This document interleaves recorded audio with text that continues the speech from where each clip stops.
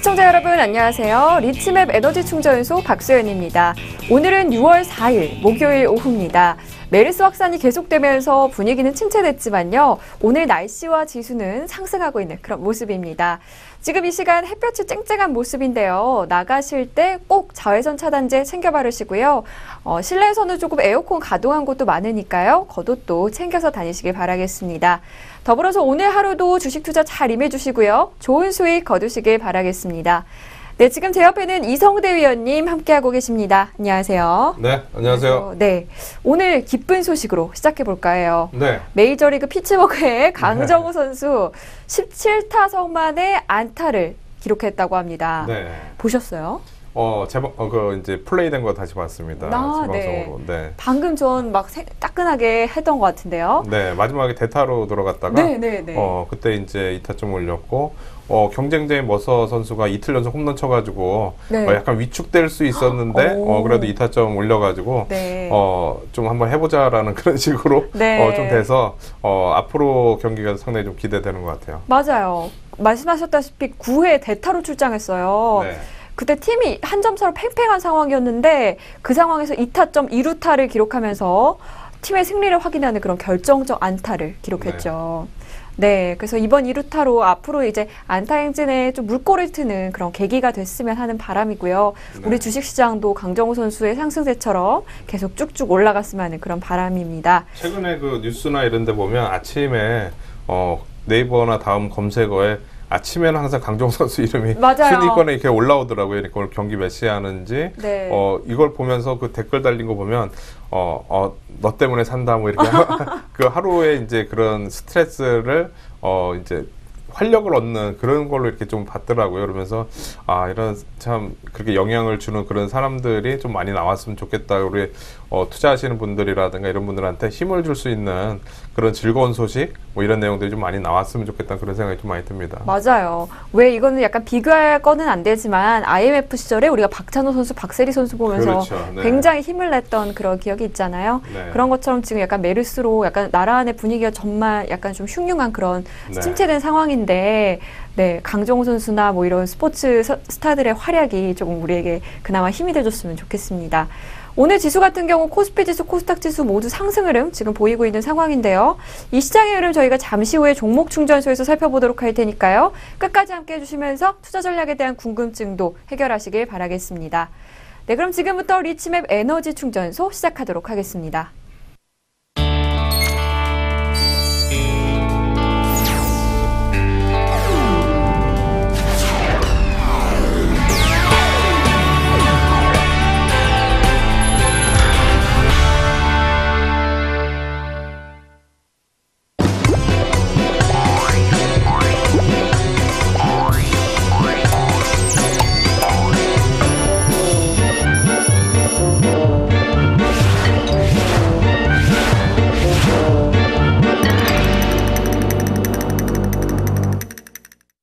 지금 이 시간 주식시장의 키워드를 살펴보는 시간이죠. 핫클릭 키워드 시간입니다. 오늘의 핫클릭 키워드는요. MSCI 신흥국 지수 그리고 중국 A주입니다. 네, 굉장히 어려운 단어들만 지금 조합해놨죠. 네. 오는 9일에요. 중국 A주의 MSCI 신흥국 지수 편입 여부가 결정될 것이라고 하는데요. 먼저 MSCI 신흥국 지수가 무엇인지 알아보도록 하겠습니다. 네, 시장의 변동 방향과 변동 폭을 보여주는 우리 지수 가운데 몇몇 지수는요, 전 세계 기관 투자자나 펀드 매니저들의 그런 투자 방향을 결정을 지을 정도로 막강한 영향력을 행사하기도 하는데요. 이 같은 지수를 벤치마크 지수라고 한다고 해요. 우리 핸드폰 같은 경우에도 벤치마크 테스트 한다고 하잖아요. 그런 것처럼 그런 척도를 알려주는 그런 지수인데요. 벤치마크 지수의 양대 산맥은 바로 앞서 말씀드린 모건 스탠리 캐피털 인터내셔널 지수, MSCI, 그리고 파이낸셜 타임스 스톡 익스체인지, FTSE 지수인데요. 좀 어렵죠? 외국어라. 네. 이렇게 전 세계 증시를 한눈에 볼 수 있는 지수를 만드는 일은 쉽지 않지만요. 국가별 경제, 금융 여건이 서로 다르기 때문에 이렇게 조금 만들기가 쉽지 않은데요. 특히 선진국 시장 그리고 신흥국 시장으로 분류되는 그런 두 시장들은 더더욱 이런 격차가 크기 때문에 이런 지수를 만들기는 쉽지 않아요. 그래서 MSCI FTSE는요, 선진국과 신흥국을 묶지 않고 이렇게 따로따로 구별을 해서 선진국 지수, 신흥국 지수 이렇게 구별을 해서요, 지수를 산출하고 있다고 합니다. 그래서 이에 따라서 MSCI 지수 같은 경우는 신진시장, 신흥시장, 프론티어 시장 등 그런 3개 분류로 구분을 하고요. 또 FTSE 지수는 선진시장, 선진신흥시장, 신흥시장, 프론티어 시장 등 4개로 분류를 하고 있다고 해요. 그래서 이렇게 신흥국 지수가 있는데 이번에 MSCI 중국 A주 편입을 지금 MSCI가 9일에 결정을 편입 여부를 결정하기로 하면서 화제가 되고 있습니다. 그렇다면 중국 A주가 일단 무엇인지 먼저 알아야 될 것 같은데요. 위원님, 중국 A주는 뭔가요?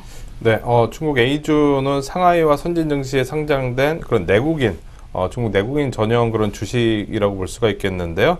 위안화로 거래되는 그 본토 주식을 얘기를 합니다.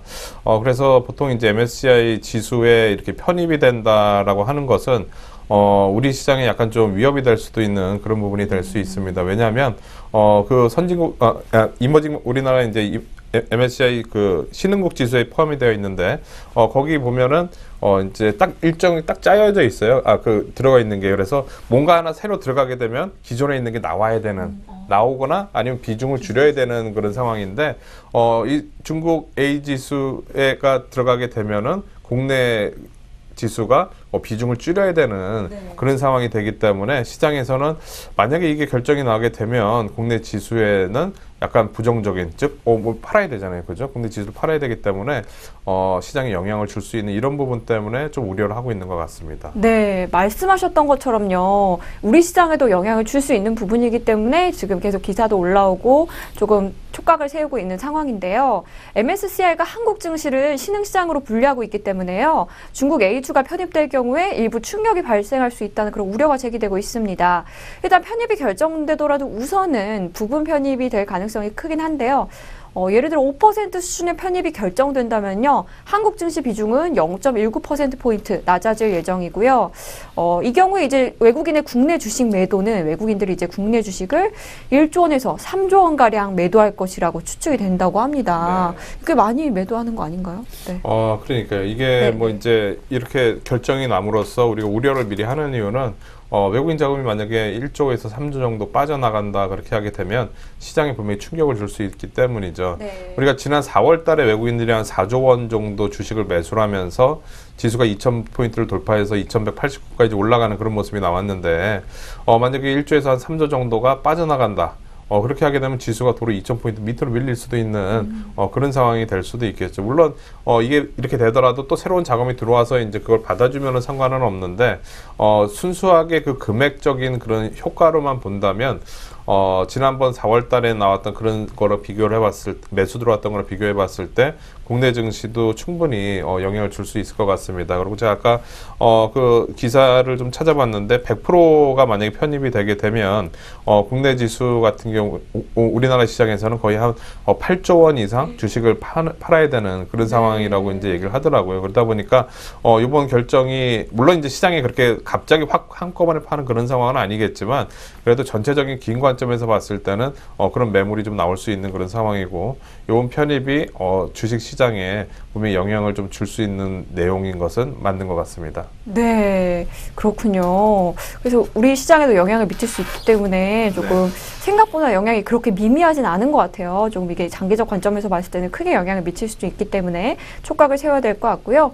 앞서서 이제 중국 A주가 MSCI 신흥국 지수에 들어가지 못했던 것은 조금 제약들이 있었기 때문인데요. 투자 쿼터 배분이라든지 자본 이동의 제한성 등 그런 제한이 있었기 때문인데 이런 제한들이 이제 후광풍 시행으로 시장 접근성 문제가 좀 다소 해결되기도 했고 또 지난 26일 날은 영국 FTSE가 중국 A주를 편입하기도 했고요. 또 어제 세계 최대 뮤추얼 펀드 업체인 뱅가드가 중국 A주를 편입하면서 계속 이렇게 연이어 이런 큰 지수들이 편입을 하면서 MSCI 지수 편입에도 영향을 주지 않을까, 아무래도 원활하게 좀 편입이 되지 않을까 하는 그런 예상입니다. 작년인가요? 재작년인가요? 그때 기억이 나는데 뱅가드 펀드가 우리나라에서 한 8조 원 가까이 주식을 판 적이 있는데 꾸준히 한 몇 개월 동안 나눠서 팔았어요. 근데 그 기간 동안에 지수 정말 안 좋았습니다.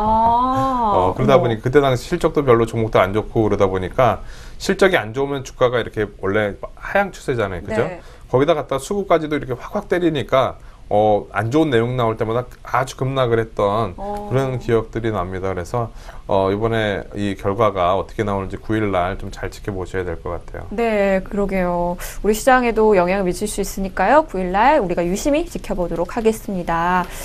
오늘의 핫클릭 키워드는 여기까지고요. 저희는 잠시 후에 종목 충전소로 찾아뵙도록 하겠습니다.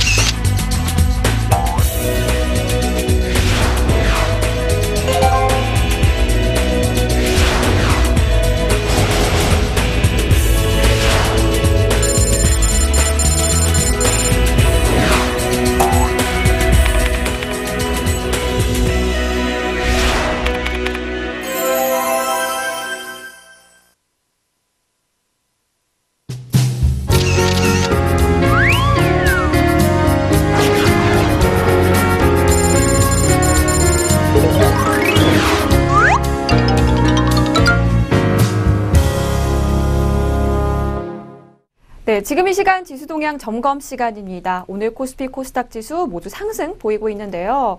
오늘도 장중에 이제 상승과 하락의 변동폭이 커지고 있는 모습입니다.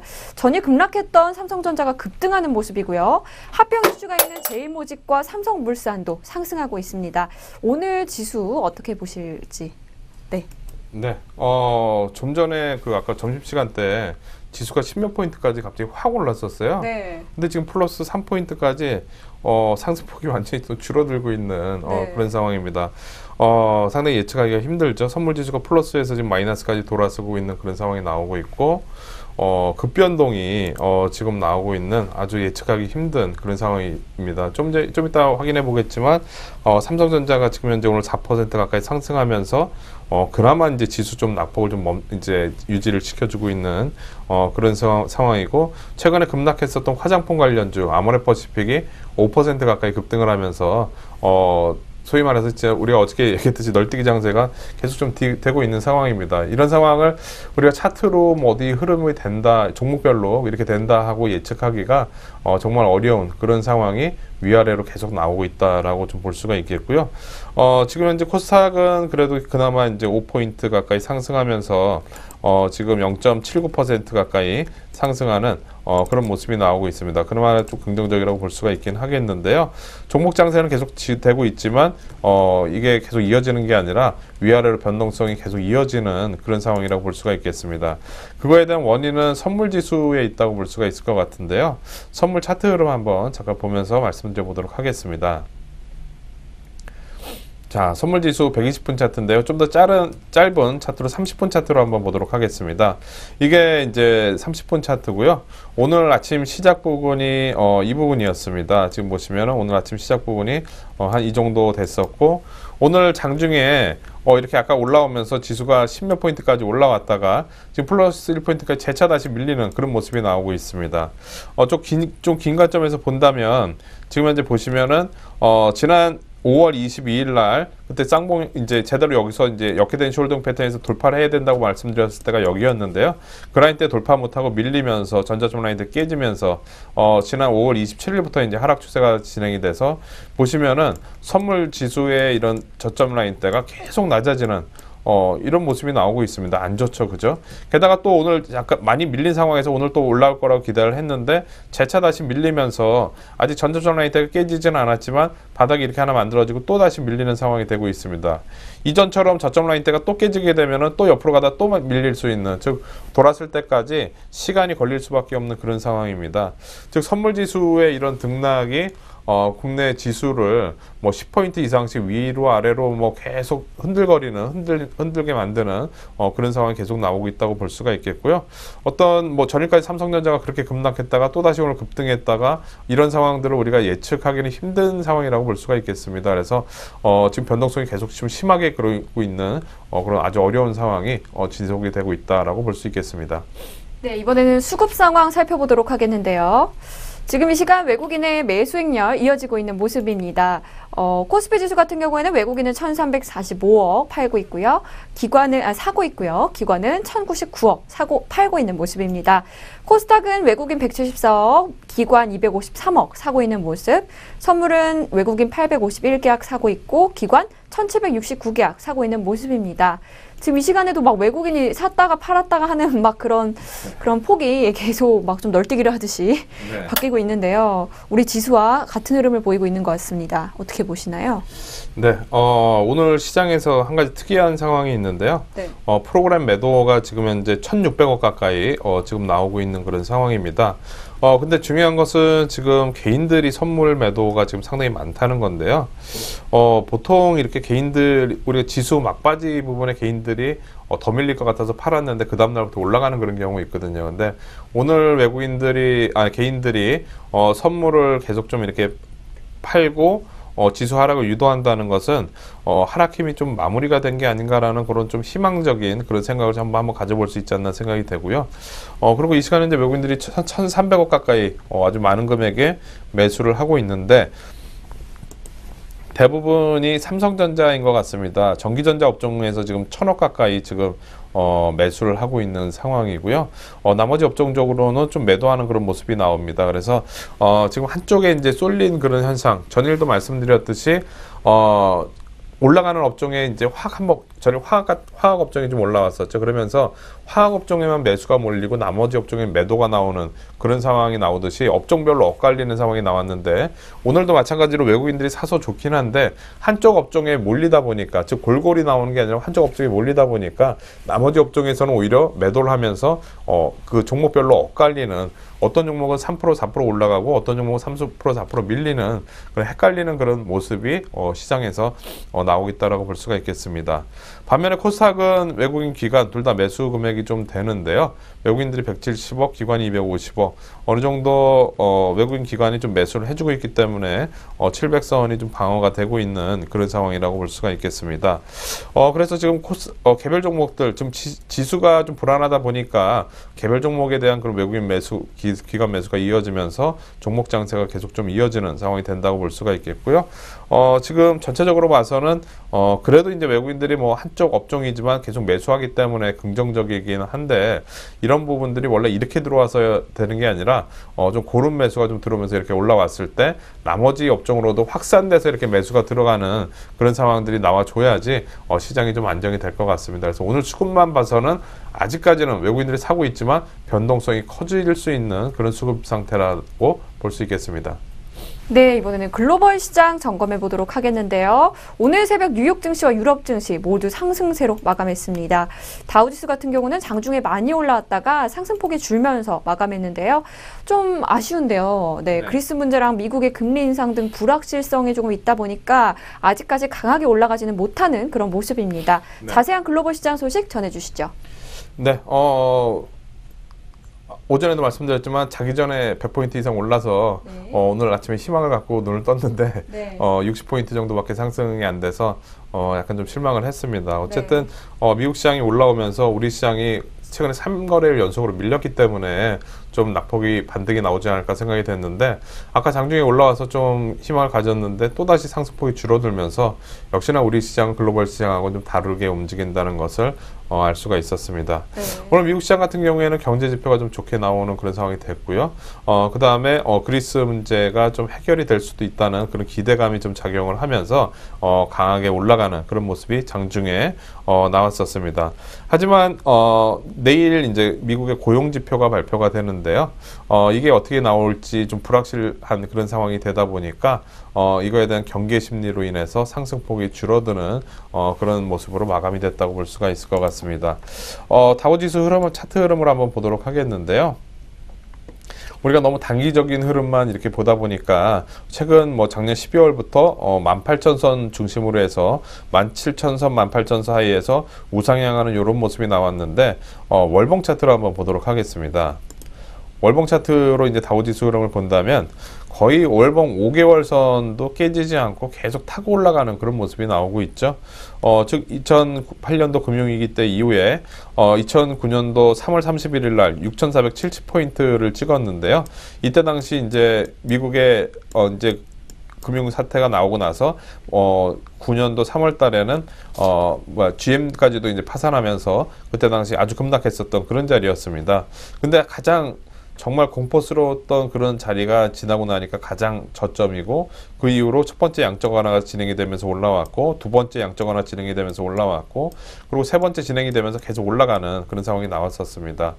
근데 이제 양적 완화가 이제 마무리가 되고 금리 인상이 되려고 하고 있는 그런 시점이지만 아직까지 강세가 유지가 되고 있는 그런 모습이라고 볼 수가 있겠고요.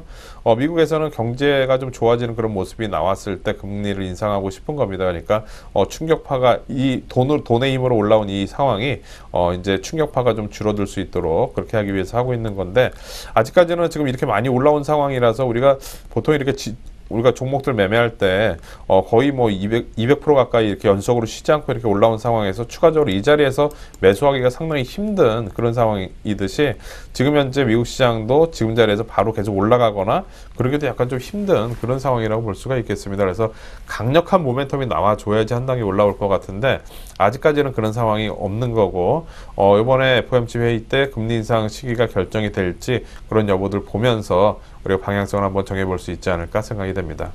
네, 이번엔 아시아 시장 점검해 보도록 하겠는데요. 최근 미국을 제외한 글로벌 시장 대부분이 경기 부양을 위해 정책을 내놓고 있습니다. 중요한 것은 이제 그런 정책 효과로 경기가 좋아지느냐인 것인 것 같은데요. 중국 같은 경우에는 이제 요즘 강력한 경기 부양 의지로 지수 같은 경우는 많이 올랐는데, 이제 실제로 경기도 좋아져야 되는데 만약에 효과가 없다면 중국 지수도 많이 출렁거릴 수 있지 않을까 생각을 해봅니다. 실제로 경기 회복이 이루어졌으면 좋겠는데요. 오늘 네. 아시아 시장 어떻게 보시나요? 주가가 보통 상승할 때 네. 한 2단계, 3단계 정도로 이렇게 상승하는데요. 네. 무슨 얘기냐면 이제 경기가 막 이렇게 안 좋아, 기업의 실적이라든가 이런 게 가장 안 좋았을 때가 저점. 그리고 실제로 기업의 실적이 좋아질 거라는 기대감이 나왔을 때가 기대감 때문에 1차 상승이 나오고, 그 다음에 옆으로 갑니다. 왜냐하면 1차 상승에 대한 부담감 때문에 옆으로 가고 당장에 또 모멘텀이 없으니까. 근데 두 번째 올라갈 때는 실제로 좋아지면서 이렇게 올라가게 돼 있거든요. 그러니까 첫 번째 단계는 기대감, 두 번째 단계는 이제 실적이 좋아지면서 올라가는 게 일반적인 그런 상황인데, 지금 중국 같은 경우에는 당장에 이제 경제 지표가 경기가 지금 당장 좋은 그런 상황은 아니에요. 근데 지금은 중국 정부의 그런 부양책으로 인해서 기대감 때문에 한 단계 올라가는 거고, 이거 많이 올라온 폭에 대해서 약간 쉬는 과정이 좀 나올 수는 있습니다. 근데 실제로 중국 정부가 재차 다시 올라가려면 그런 실제로 경기가 회복이 되는, 가시화가 되는 그런 모습이 나와줘야지 그 2단계 상승이 좀 강하게 나오지 않을까 생각이 되고요. 아직까지 지금의 상승은 부양에 대한 그런 기대감, 그런 것 때문에 올라가는 긴 관점에서 1차 상승 정도로 우리가 봐야 되지 않을까 좀 생각이 됩니다. 어떤 건지 이해 가시죠? 네, 그렇죠? 네, 네. 중국 지수를 월봉 차트로 오늘은 한번 보도록 하겠습니다. 자, 중국 지수 보시면 지금 강력하게 지금 올라왔는데, 이 작년 7월 달부터 올라오기 시작해서 1차적으로 이렇게 올라왔는데, 이렇게 지수는 올라왔지만 아직까지 딱히 뭐 경제 성장률이 다시 좋아진다든가 그런 모습이 나오고 있지는 않아요. 그래서 단기적으로 이렇게 오름폭에 대해서 분명히 쉬는 과정이 한번 나올 수는 있습니다. 근데 실제로 좋아졌을 때 이제 2단계 상승이 이렇게 나올 수도 있다고 이제 말씀을 드린 거니까, 지금 중국 증시 같은 경우에는 어떻게 보면은 지금 유동성 장세로 해서 한번 올라가는 상황, 지금 조정을 좀 받고 있긴 하지만 이제 이런 변동성이 변동성 자체가 조정 과정이 돼서 2차 상승을 준비하는 그런 과정이 앞으로 좀 있을 가능성이 높기 때문에 중국 증시는 조만간 좀 이렇게 위아래로 출렁거리면서 옆으로 횡보하는 그런 모습이 나올 가능성이 높다고 볼 수가 있겠습니다. 오늘은 현재 1.78% 하락한 4,820.42포인트를 기록을 하고 있고요. 단기적으로 좀 많이 올라온 폭에 대해서 약간 부담을 갖고 있는 그런 상황이라고 볼 수가 있겠습니다. 일봉 차트로도 본다면 보시면 강하게 올라와서 최근에 전에 4,986포인트대 5,000포인트를 앞두고 지난 고점 라인대를 돌파를 못하고 오늘은 재차 다시 밀리는 그런 모습이 나오고 있다라고 볼 수가 있겠고요. 대만 시장이 오늘 좀 안 좋습니다. 대만 시장 한번 보도록 하겠는데요. 지금 보시면 대만 시장이 오늘 1.94% 하락한 9,370.08포인트를 기록을 하고 있습니다. 지금 시장에서는 딱히 어떤 뉴스라든가 이런 부분이 전해지고 있지는 않은데요. 이 라인대가 지금 깨지면서 밀리는 것은 아주 중요한 포인트라고 볼 수가 있겠습니다. 무슨 얘기냐면 대만이 작년 10월달 저점부터 해서 위아래로 출렁거리면서 상승 추세가 계속 이어졌는데, 즉 지난 4월 28일까지 고점 기록할 정도 이어졌는데 상승 추세가 되려면 전저점 라인대가 깨지지 않고 여기서 재차 다시 여기서 올라가는 그런 모습이 나와야 되는데, 아주 중요한 포인트에서 이제 밀렸죠. 즉 여기서부터 여기까지 올라온 상승 추세가 마무리, 그리고 하락으로 들어가는 초기 단계로 이제 된 거죠. 그러면서 이제 전저점 라인대가 깨지다 보니까 대만 시장은 당분간 좀 반등시 매도 관점에서 좀 봐야 되는 그런 상황이 아닌가라고 판단이 되고요. 그 다음에 일본 시장 보도록 하겠습니다. 오늘 일본 엔화가 재차 다시 올라가는 그런 모습이 나왔는데, 오늘 일본은 0.25% 상승한 25,223.78포인트를 기록을 하고 있습니다. 단기적으로 많이 올라왔죠. 많이 올라온 폭에 대해서 조정 과정이 아직도 없이 강하게 움직이는 그런 상황이 이어진다고 볼 수가 있겠고, 오늘 아시아 시장 전체적으로 본다면 우리나라랑 일본만 좀 반등이 나오고 중국과 대만은 큰 폭의 조정을 보이고 있다고 볼 수 있겠습니다.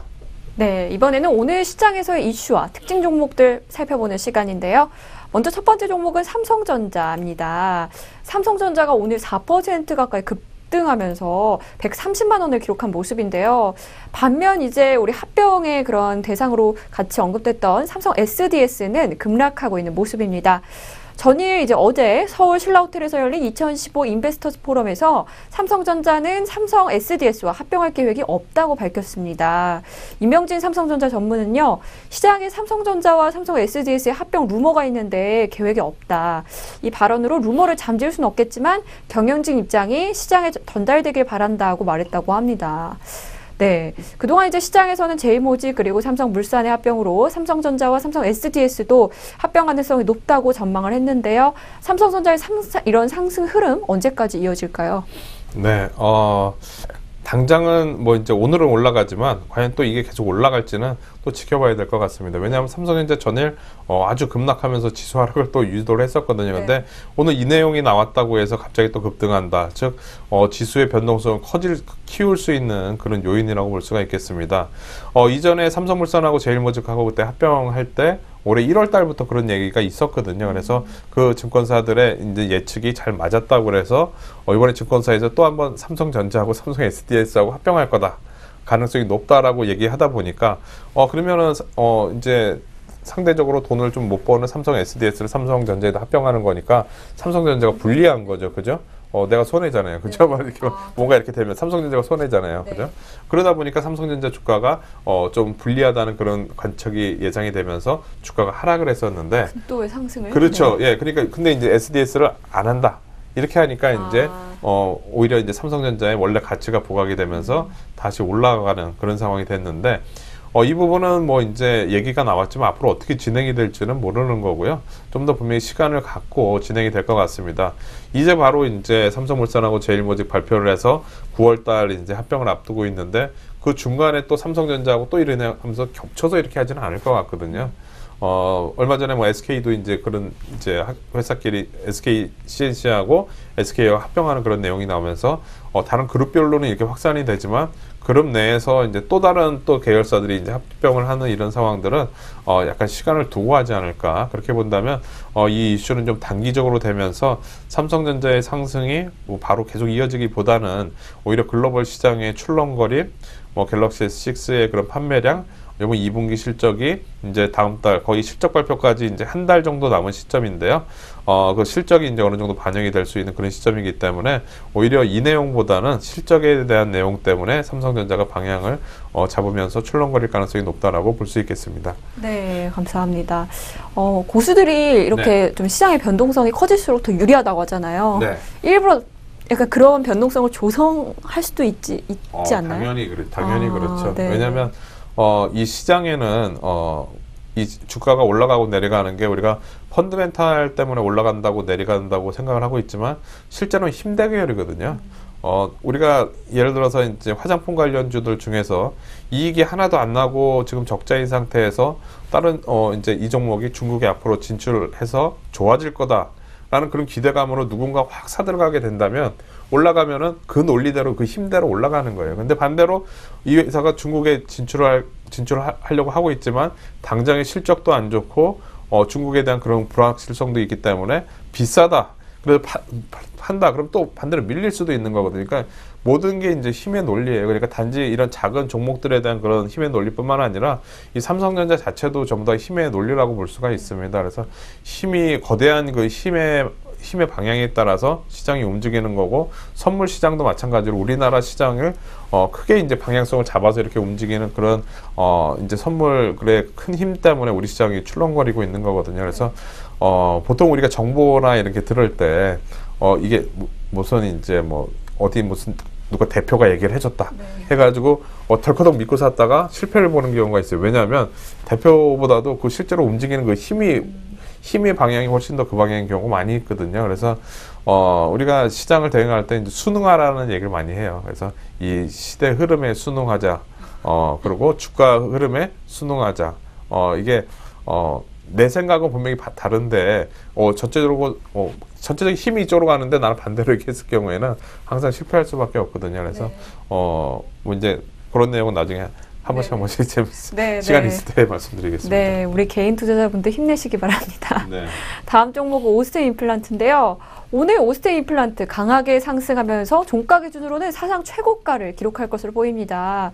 오스템 임플란트는 이제 치과용 임플란트 제조 판매 업체인데요. 부수적으로 치과 기자재도 수입해서 판매하고 있고요. 치과 IT 사업, 치과 업무 관련 소프트웨어 개발도 영위하고 있다고 합니다. 미국, 독일, 중국, 대만 등 이런 다수의 해외 법인이 있어서 글로벌 시장을 상대로 이제 영업이 가능하다 보니까 견조한 상승이 이어진 것이 아닌가 생각이 되는데요. 최근에 이제 코스닥 지수는 많이 출렁거렸는데 오스템 임플란트는 아주 좋은 모습 보여주고 있었습니다. 과연 이 오스템 임플란트의 상승은 언제까지 이어질까요? 네, 이게 참 어렵죠. 무슨 얘기냐면 지수는 밀려서 부담스러워서 팔았는데 계속 올라가는 종목이 계속 올라가는 이런 상황들이 나오는 걸 보면서 우리가 종목들을 대응할 때 물론 지수도 이제 같이 연관돼서 대응을 해야 되겠지만 이런 종목의 그런 모멘텀이라든가 이런 것도 충분히 보고 우리가 고려를 해야 되지 않을까 생각이 됩니다. 네. 뭐 우리나라뿐만 아니라 전 세계적으로 이제 고령화 시대가 좀 이제 계속 진행이 된다고 볼 수가 있겠는데 전부 다 임플란트 하는 그런 그게 이제 대세가 되는 거죠. 그죠? 나이 들면은, 누구나 당연히 이제, 이빨이 이제 더 이상 쓸 수가 없고, 그렇게 하게 되면 임플란트 하시는 분들이 많으면서, 특히 우리나라 같은 경우에 고령화 사회가 되면서 분명히 많을 텐데, 그러다 보니까 이런 부분들이 주가에 반영이 되면서, 강하게 올라가는 그런 상황이 아닌가 보여집니다. 지금 주가상으로도 보면은 지금 63,900원 어저께 장중에 63,900원을 찍었고요. 오늘 지금 61,600원인데 이대로 끝나게 된다면 사상 최고치를 기록을 하는 그런 모습이 됩니다. 월봉 차트로 한번 본다면요. 지난 2007년도 그때 당시에 2만 원대부터 시작을 해서 올라왔다. 그때 당시 이제 주가가 5만 5천 원 라인 때 5만 7천 원대가 고점이었었는데 요번에는 이제 그 라인들 돌파를 하면서 올라가는 그런 모습이 나오고 있습니다. 크게 바닥을 만들고 올라가는 그런 모습이죠. 그리고 우리가 항상 성장성이라든가 이런 부분이 주가에 가장 큰 영향을 미친다고 얘기를 하는데 오스템 임플란트 작년에 비해서 실적도 좀 좋아지고 있는 그런 상황이 1분기 실적이 좋았고 그리고 향후 성장성에 대한 그런 부분이 있다 보니까 자금들이 좀 길게 가져갈 수 있는 사람, 앞으로 분명히 임플란트 하는 사람이 더 많을 거야.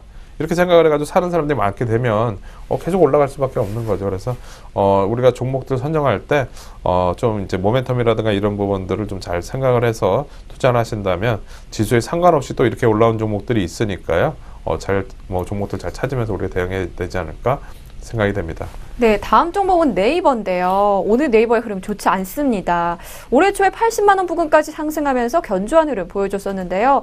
지수는 많이 올랐는데 네이버는 정반대의 흐름 보여주고 있습니다. 아까 오스템 임플란트랑은 또 반대죠. 네, 오늘은 60만 원도 깨지면서 밀리고 있는 모습, 이 상황을 어떻게 봐야 될까요? 그러니까요. 우리가 네이버 하면은 정말 얼마 전까지만 작년까지만 하더라도 상당히 황제주 비슷하게 해서 이렇게 생각을 하면서 우리나라의 그런 이제 포털을 완전히 꽉 잡고 있는 그런 상황이죠. 물론 다음이 카카오하고 합병을 하긴 했지만 그래도 네이버가 뭐 이제 일본 진출이라든가 다양한 그런 모멘텀을 갖고 있는데도 불구하고 이렇게 밀리는 것은 어떻게 보면은 좀 그런 기존의 이제 성장성에 대한 그런 기대감보다는 오히려 그 기대감에 비해서 실적이 빨리 따라와 주지 못했던 그런 부분들이 좀 반영이 된 게 아닌가 좀 생각은 되는데요. 거기에다 이제 실적이 빨리 따라와 주지 못한다는 점, 그리고 두 번째로는 차익 실현이 좀 나오는 게 아닌가라고 좀 생각이 됩니다. 지금 네이버 차트 흐름을 한번 잠깐 보도록 하겠는데요. 네이버 지금 현재 보시면 60만 원대가 깨지는 그런 모습이 나왔습니다. 최근 저점 라인 때가 60만 원이었는데 60만 원을 깨지고 내려가는 그런 상황이 나왔고 짧게 보면은 몇 개월 내에서 해보면은 80만 원대 요 사이에서 왔다 갔다 했지만 계속 이 라인 때 저점이 깨지면서 낮아지니까 하락 추세이기 때문에 당장은 반등시 매도 관점으로 대응을 해야 되는 게 맞습니다. 지난번 우리가 이 방송을 통해서도 그때 당시 70만 원대 지지 라인 때였는데 70만 원대 깨지면서 이 라인 때 깨지게 되면은 반등시 매도 관점이라고 말씀을 드렸어요. 왜냐하면 그 전에는 박스권이었지만 이 라인 때가 깨지면서 이평선들이 아래로 이렇게 펼쳐지기 때문에 지금 매도 관점에서 말씀드렸는데 지금 저점이 계속 깨지는 그런 모습이 나오고 있습니다. 근데 월봉 차트로 한번 본다면 지금 현재 보시면 이전부터 해가지고 2009년도, 2010년도 이때 당시에 주가가 뭐 한 30만 원대 정도 됐었습니다. 근데 지금 현재 보시면은 아직도 지금 58만 원대니까 제가 볼 때는 이때 샀던 사람들이 네이버가 추가적인 모멘텀이 없고 이 자리에서 더 이상 못 올라가다 보니까 계속 이쪽을 매도를 하고 상대적으로 좀 저평가되어 있는 종목이라든가 이쪽으로 교체 매매를 하는 그런 상황도 있는 것 같아요. 즉 네이버가 성장성이라든가 이런 게 없는 게 아니라 딱히 이제 부족하다 보니까 그런 부분을 매도를 해서 다른 쪽으로 옮기면서 이런 현상이 나왔다고 볼 수가 있겠고요. 차익 실현. 그래서 지금 당장으로서는 저점 라인 때 계속 깨지는 모습이 나오고 있기 때문에 좀 더 밀리는 상황이 될 것 같고 리스크 관리를 하시면서 대응하셔야 될 것 같습니다. 네, 마지막으로 자동차 업종 보도록 하겠습니다. 오늘 엔달러 환율은 124엔대를 회복하면서 약세를 보이는 반면에 현대차는 오히려 14만 원대를 회복하고 있는 그런 모습입니다.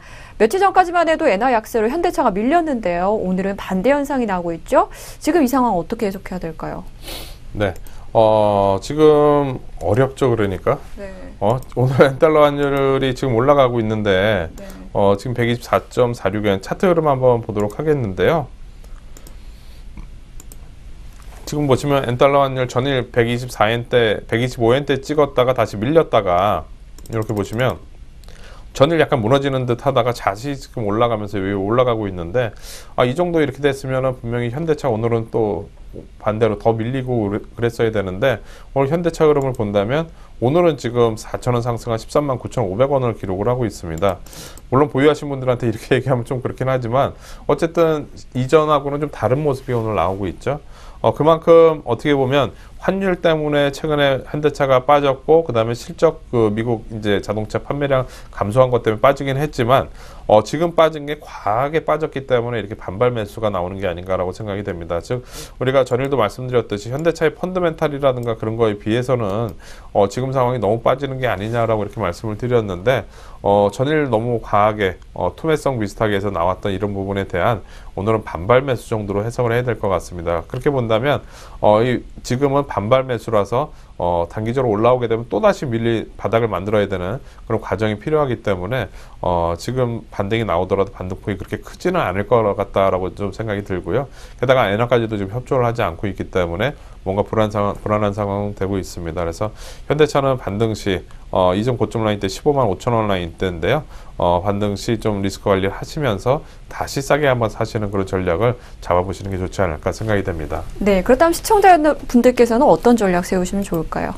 네, 지금 전체적인 지수도 전저점 라인 때 깨지면서 하락 추세로 이제 접어들었어요. 그래서 반등시 매도 관점인데 중요한 것은 요번 반등이 그렇게 작지는 않다는 거죠. 차트 흐름 한번 보면서 말씀드려 보겠는데요.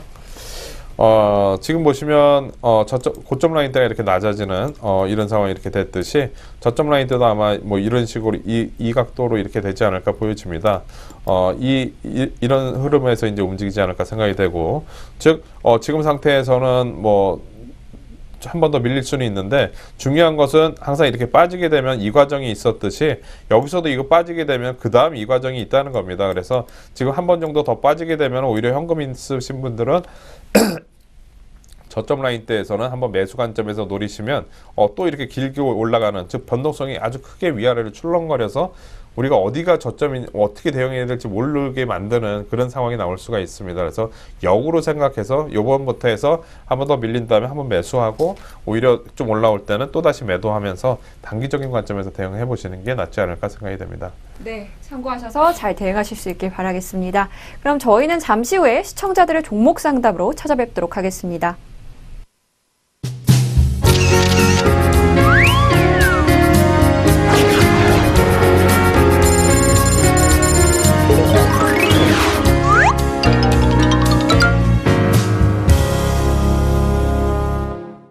네, 지금 이 시간 시청자들의 종목 상담 시간입니다. 투자 전략 세울 때 고민이 있으시다 하시는 분들께서는요, 02-6344-7557 www.richmap.co.kr로 많이 참여해 주시고 투자 전략에 대한 궁금증도 풀어가실 수 있길 바라겠습니다.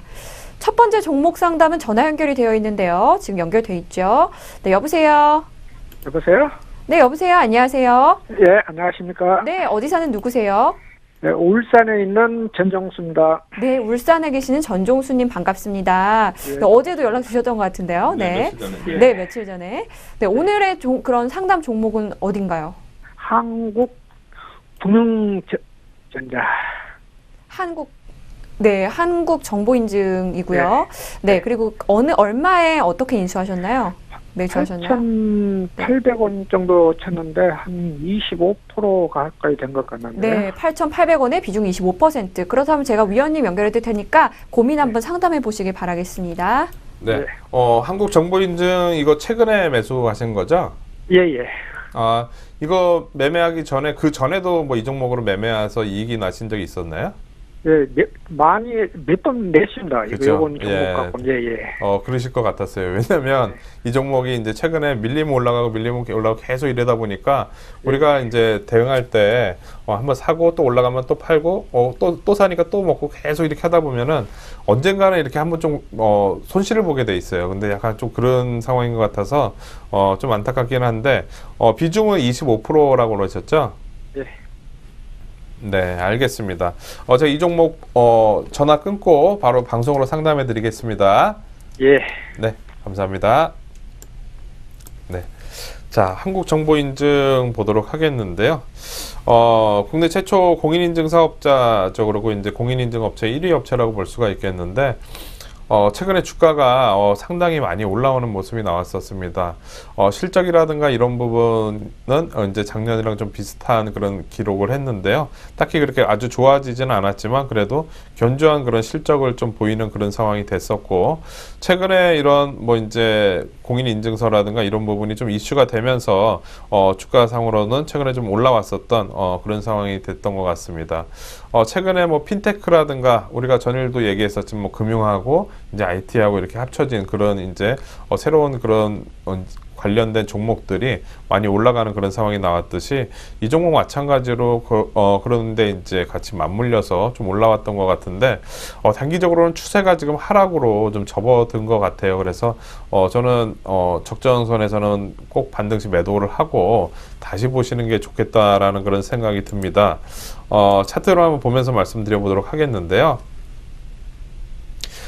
이 보시면은 지난 그 3월 달에 그때 당시 3,600원대부터 15,000원대까지 지금 보시면 주가상으로는 거의 뭐 한 400% 가까이 올라온 거죠. 3,000원대가 15,500원까지 쉬지 않고 이렇게 올라갔으니까 정말 많이 올라왔다고 볼 수가 있겠는데, 지금 빠질 때도 지금 봉우리 지금 하나 나오고 제대로 된 반등도 안 나오고 이렇게 밀린다는 거는 하락 추세가 그만큼 강하다는 걸로 볼 수가 있겠습니다. 대신에 지금 현재 보시면은 여기 밀리고 나서 옆으로 해서 11,000원대에서 이제 지지가 되는 듯 하다가 재차 다시 밀렸는데, 보통 이제 이렇게 상승 N자라든가 하락 N자라든가 할 때는 이 길이가 이제 같게 되어 있습니다. 무슨 얘기냐면 이 정도 빠졌으면은 그 다음에 빠질 때도 이 정도 폭으로 이제 빠져야지 저점이 확인이 되는 경우가 있습니다. 그렇게 본다면은 최근에 이 종목의 저점 라인 대가 거의 한 10,000원 선이었었는데요. 거의 지금 최근 고점 라인대에서 15,500원 선이었으니까 한 5,500원 정도 위에서부터 아래로 하락이 나온 거고, 그 다음에 또 이제 그러면은 이렇게 고점 라인대에서부터 이제 계산을 해본다면 한 12,000원 선입니다. 12,000원 선에서부터 밀리는 거니까 요번에 저점이 나오려면 그래도 한 7,000원 선 정도, 7,000원 선 정도는 가야지 제대로 된 바닥이 나오지 않을까 보여집니다. 즉 이렇게 이 빠진 폭하고 이 빠진 폭하고 거의 비슷한 폭에서 이렇게 저점이 나올 가능성이 높고요. 그래서 이렇게 하시는 게 좋을 것 같아요. 지금 이틀 연속 밀렸기 때문에 지금 보시면은 연속으로 급락이 아니라 하루는 또 강하게 반등이 나오고, 또 이틀 밀렸다가 또 하루는 강하게 반등 나오기 때문에 오늘까지 지금 이틀 밀렸으니까 뭐 하루 정도는 강하게 좀 상승이 다시 한번 나올 것 같습니다. 그래서 그 반등 나올 때 아마도 이 종목은 위아래 변동폭이 크기 때문에 매수 가격 근처까지는 한번 올라올 수 있을 것 같습니다. 그래서 손실 아닐 때 팔고, 나중에 추세가 지금 이렇게 저점이 아직 확인이 안 된 상황에서 밀리기 때문에 보통 저점이 크게 이렇게 2번에서 이렇게 나온다든가 아니면 3번에서 걸쳐서 나온다든가 저점이 확인되는 이런 모습이 나왔을 때 그때 다시 한번 매수를 하는 게 더 낫지 않을까 생각이 됩니다. 네, 종수님 보셨죠? 네, 위원님의 말씀 참고하셔서 잘 대응하실 수 있길 바라겠습니다. 다음 종목 보도록 할게요. 다음 종목은 휴비스고요. 작성자 변 박사님께서 남겨주셨어요. 1,200원에 매수하셨고 비중을 40% 조금 넘으신다고, 작년 정도 12,000원 정도 올라올 수 있을지 여쭤보셨네요. 네, 휴비스 실적도 이제 나쁘지 않은 그런 회사라고 볼 수가 있겠는데요. 대신에 이제 작년 대비해서는 2014년도 대비해서 이번 1분기 때는 영업이익이 한 20% 정도 감소하는 그런 모습이 나왔기 때문에 최근에 주가 흐름은 좀 안 좋았었던 것 같습니다. 근데 지금 흐름상으로는 최근에 외국인들 그리고 기관들이 계속 좀 매수하는 걸로 봐서는 아마도 우리가 이 종목에 대한 리포트라든가 이렇게 자세하게 나와 있지는 않지만 이번 2분기 실적은 좀 어느 정도 돌아설 수 있는 그런 기대감을 좀 줄 수 있는 그런 상황인 것 같습니다. 그래서 지금 추세가 상승으로 전환이 되면은 계속 가져가는 게 나을 것 같고요. 즉 상승으로 전환이 되면 작년에 봤었던 12,000원대까지 갈 수 있을 것 같고, 그렇지 않고 추세가 전환이 안 되면 이번 지금 자리 11,000원 자리가 꼭대기일 수도 있으니까 여기를 돌파하는지 보고 대응하셔야 될 것 같은데 차트 흐름 보면서 말씀드려 보도록 하겠습니다. 자, 지금 현재 보시면 계속 저점이 낮아지면서 하락 추세가 이렇게 됐고, 아까 제가 네이버나 이런 종목들도 전저점 라인 때 깨지고 이렇게 내려갔을 때는 돌았을 때까지 시간이 걸린다고 말씀을 드렸는데요. 그러다 보니까 지금 몇 개월 새 계속 지수는 이때 당시 상당히 많이 올라왔죠. 근데 이 종목은 크게 올라가지 못하는 하락 추세가 계속 되었었습니다. 근데 최근 들어서는 저점 라인 대가 조금씩 높아지면서 올라가는 그런 상황이고, 중요한 거는 뭐냐면 이전 고점 라인 대 이 라인 대가 11,000원인데요. 이 라인 대가 강하게 돌파가 돼야 돼요. 그래야지 여기가 돌파가 되면서 이제 저점이 이렇게 높아지는 이런 상황이 나오고 돌파가 돼야지 긴 하락에서 상승으로 전환된다고 볼 수가 있겠는데, 아직까지 지금 기로에 딱 있는 상황이라서 여기를 돌파를 못하게 되면 재차 다시 또 밑으로 밀리면서 여기서 시간을 끄는 그런 상황이 될 가능성이 높습니다. 그래서 11,000원 라인대를 돌파하면 계속 가져가는 전략 하시고요. 돌파 못하게 되면 나중에 다시 보시는 전략이 좋을 것 같습니다. 네, 11,000원을 돌파하면 가져가는 전략, 돌파하지 못하면 정리를 하는 전략 추천해 주셨네요. 다음 종목은 삼성 SDS고요. 네. 작성자 썬더킬링께서 남겨주셨어요. 26만 9천 원에 매수를 하셨고 지금 30%를 가지고 있다. 다시 오를 수 있는 보장만 있다면 1년 장기 투자도 괜찮다고 말씀해 주셨네요. 네. 좀 이익이 났다가 급락하는 바람에 네. 지금 이익 난 걸 고스란히 이제 좀 했는데 그래도 아직까지는 이익권이요. 예, 28만 2천 원대니까 지금 뭐 한 3%, 3%, 4% 정도 이익이 난 네. 그런 상황이라고 볼 수가 있겠는데 그래도 뭐 한 20% 가까이 이익이 났다가 이렇게 되면은 상당히 좀 스트레스를 받을 수 있는 손해본 느낌. 네. 그렇죠. 네, 그럴 수 있죠. 지금 삼성 SDS 같은 경우에는 이렇게 보시면 될 것 같아요. 삼성전자하고 그 합병 관련된 내용이 나오면서 주가가 한 26만 원대에서부터 34만 원대까지 쉬지 않고 올라왔는데 그래도 지금 이 내용이 이제 앞으로 뭐 삼성전자에서 부인을 했으니까 당장은 그거에 대한 희망은 없어졌지만 그렇다고 삼성 SDS가 기존에 26만 원대 움직였었는데 그 라인대를 깨고 내려갈 요인은 아니거든요. 즉 어느 정도 기본적인 펀더멘탈에 맞춰서 26만 원대는 그렇게 크게 부담 없는 자리라고 생각이 되고 대신에 지금 변동성이 커지고 있는 상황이니까 이제 요번에 단기적으로 빠진 폭에 대해서 반등이 나왔을 때는 정리를 하고 나중에 다시 보시는 그런 전략이 좋을 것 같습니다. 차트 흐름을 보시면은 아실 텐데요. 지금 현재 보시면은 그 내용이 나오기 전에 주가가 이 자리였으니까 이 라인대가 뭐 쉽게 깨지지는 않겠죠. 뭐 이 내용 없었다 치고 이 라인대에서 이제 움직일 가능성이 높고, 대신에 올라온 폭에 대해서 밀렸으니까 재차 다시 이 밀린 폭에 대해서 또 다시 위로 올라가는 그런 반등폭이 나올 가능성이 상당히 높다는 거죠. 즉 30만 원대 부근 정도까지는 올라올 가능성이 있는데요. 그 정도 올라오게 되면 이익 실현하시고 나중에 다른 종목 보시는 게 좋을 것 같습니다. 네, 좀 올라오게 된다면 이익 실현하시고 다시 보는 전략 추천해 주셨습니다. 상담들 많이 해주고 계신데요. 상담 방법 다시 한번 알려드리도록 하겠습니다. 026344-7557 www.richmap.co.kr 많이 들어오셔서 투자 전략에 대한 궁금증도 풀어가시길 바라겠습니다. 네, 오늘 저희가 준비한 소식 여기까지고요. 저희는 내일 이 시간에 다시 찾아뵙도록 하겠습니다. 시청해주신 여러분 고맙습니다.